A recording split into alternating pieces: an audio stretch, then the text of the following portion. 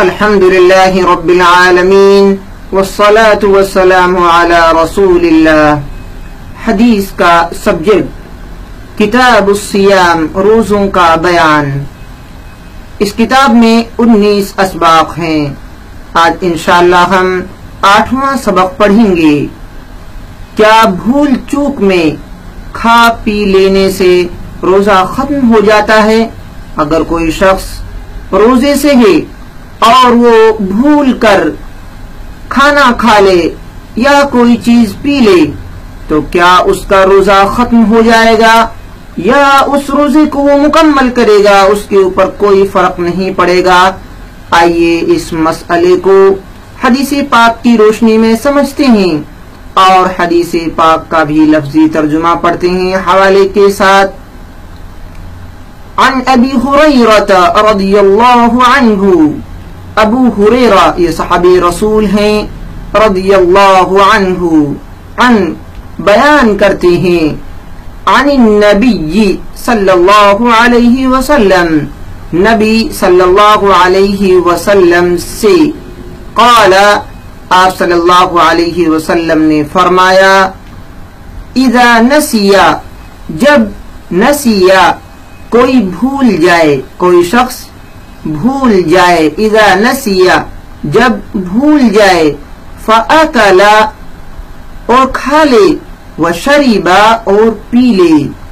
اذا نسیا فاکل وشرب جب کوئی شخص بھول کر کھا اور پی لے، فلیتم صومہ تو اسے چاہیے کہ وہ مکمل کرے، یتم مکمل کرے، صومہ اپنے روزے کو، ہو مطلب اپنے، صومہ اپنے روزے کو، تو چاہیے کہ وہ اپنے روزے کو مکمل کرے۔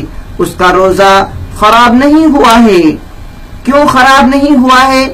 کیونکہ اس نے بھول کر جو کھانا کھایا ہے، فَإِنَّمَا أَطْعَمَهُ اللَّهُ وَسَقَاهُ بے شک اس کو اللہ نے کھلایا، وَسَقَاهُ اور اس کو اس نے پلایا، یعنی اللہ رب العالمین ہی نے اس کو پلایا اور اس کو کھلایا ہے۔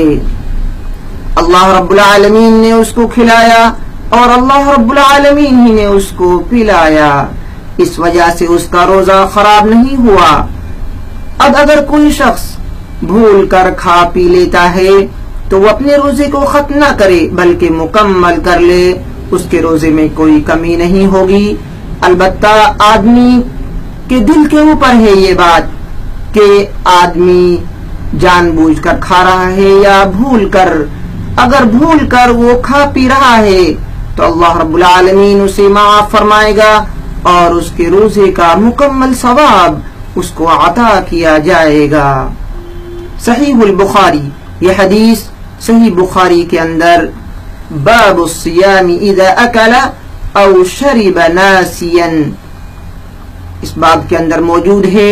رقم الحدیث 1933 نمبر پر۔